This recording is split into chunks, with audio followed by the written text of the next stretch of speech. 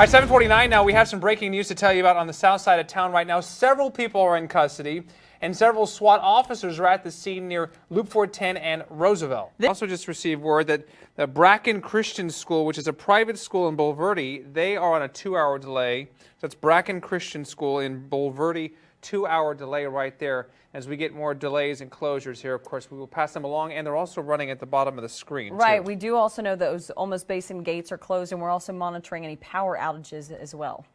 And all on social media, too. All right, you heard Sean say it. Of course, it's a very wet day today. Already under a flash flood watch until at least later tonight. It is time to connect with the council, and this morning we have Alan Work from District 2, and we want to spend these next few minutes here talking about crime on the east side of town, which I know is it's personal for you. And just this morning, we've had another shooting here. I know you have plans later on today to walk the street, literally walk the streets with the chief of police, and I'm wondering what you are trying to accomplish by doing that later on today. All right, 8:34 now. We have breaking news in South Bexar County, and a live picture here. Deputies and firefighters are trying to rescue a person who was swept away in high water. This is East Bexar County here. Live pictures right now. World Car Skyfox obviously above the first responders in their helicopter there. North Abbott Road, to be exact, and our Eric Johnson is there to tell us more about it. Eric. Tell you, by the way, how much we love San Antonio. Right. We've been coming here longer than you've been alive. I have a band. We wear more makeup. We wear more makeup. You wear even more than I do, yeah. I'll give you that. I'll give you that. Yeah. I would be remiss, since you brought up social media and Twitter, if I did not ask you about what's happening on Twitter right now between you and Ice Cube. I mean, this was national yesterday. Well, and just to let people know, it's the idea of rap and hip hop included in the Rock and Roll Hall of Fame. And you and Ice Cube just yesterday were going back and forth on Twitter. Yeah. Look, I know Cube well. He's a good guy, and NWA, you know, just respectful as much as you can be, but it ain't rock. On the day that Led Zeppelin gets inducted into the Rap Hall of Fame, you may have a point. But I don't think that Madonna should be in the Rock and Roll Hall of Fame either. It ain't rock. So if you ask these artists, what kind of an artist, you go to Madonna and say, what kind of an artist are you? Oh, I'm rock. No, she's not going to say that. This is Fox News Midday. It is 11 o'clock, preparing for the worst. What area officials are doing to get ready for another round of rain and flash flooding. Plus, storm scammers, where you can get tips on how to avoid frauds when finding contractors to fix your damage, coming up in just a few minutes. You're watching Fox News Midday, and I'm Jessica Headley. And I'm Ernie Zuniga. Thank you so much for joining us here. Let's get right to it right now and talk about the next round of severe weather, Sean. After the shooting in San Bernardino yesterday, or any of the now all too common mass shootings, it is common for us to ask ourselves, what would we do in that situation? I know I've done that here before.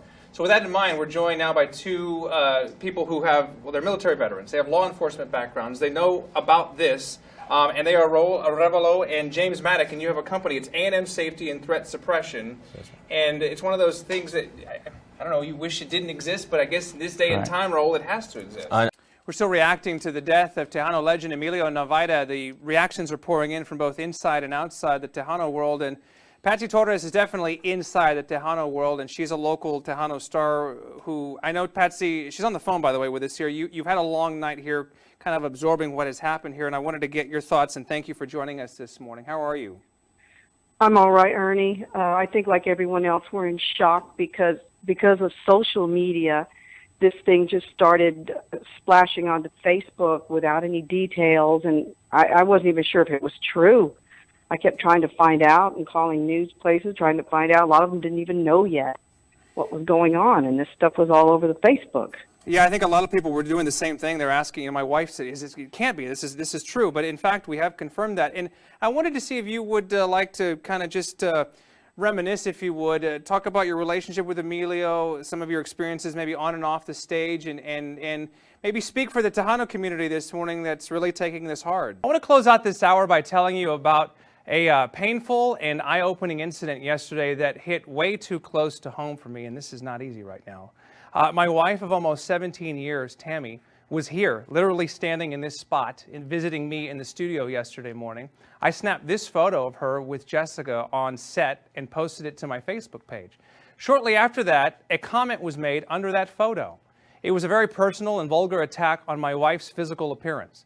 It was deeply hurtful and blindsided both of us. My wife immediately responded exactly as I suspected she would, with total grace and compassion. You can see her post right there. Now, she took the high road, just as we teach our children to do every day. This Facebook poster then immediately responded with another personal and sarcastic comment about Tammy's appearance.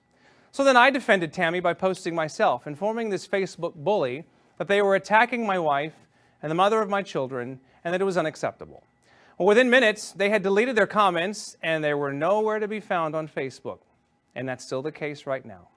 The reaction in the hours that followed was nothing short of amazing. Tammy and I were inundated with Facebook posts, instant messages, phone calls, texts, and well wishes from around the world, including the Netherlands. And we're eternally grateful for all of them, each and every one of them. Now, just this week, our station started a brand new year-long Make It Stop campaign, which you're seeing behind us here. I had no intention of waking up this morning to be the latest public figure to speak out against cyberbullying, but the events of yesterday have made one thing clear. Cyberbullying is not just for kids, it's not just for teenagers. It happens to everyone, and it can happen to anyone, including adults, including my wife. Tammy and I feel compelled to speak out, and we hope that my message to you right now will spark a conversation with your family to make it stop.